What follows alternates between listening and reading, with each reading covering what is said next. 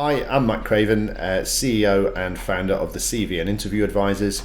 We've been helping professionals and executives to grow their careers for the last 17 years, working one-to-one with over 20,000 people, delivering our advice to close to 1 million people now in 70 countries around the world.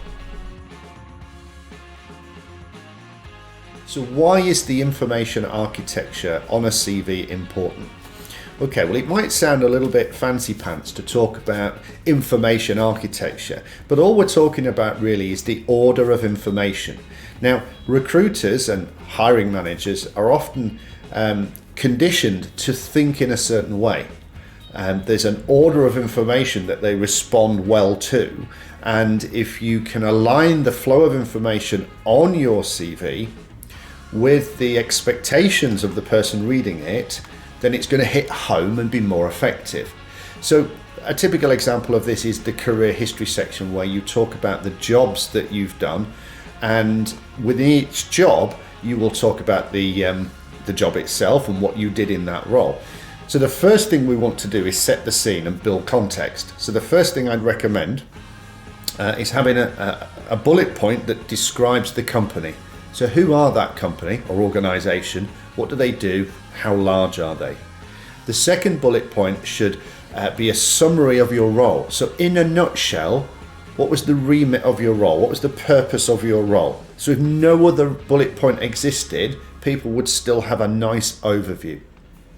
The next bullet point, if you managed people, should be the structure of your team. So managed a team of 100 people with 4 direct reports, including 2 project managers, a business analyst, and whatever else it might be. That's really useful information, because we can then picture a little organogram of your team and your responsibility, and it's really good for building context. The fourth context building bullet point would be how your role is measured. So think about your measurable KPIs. If you're in a sales environment, that might be that you've got full P&L responsibility. Or conversely, it might be that you've got targets to make a certain amount of sales calls in any given week. But if we understand how your role is measured, what your KPIs are, your key performance indicators are, it's easier for us to sort of understand your role. Then you would have your typical 5 or 6 bullet points that describe the key duties and responsibilities of your role, followed up by key projects and achievements, where you describe any outstanding projects or achievements where you drove a positive outcome. Try to make those as measurable and tangible and evidence-based as possible. So the information architecture is all about the order of information, the flow of information on your CV.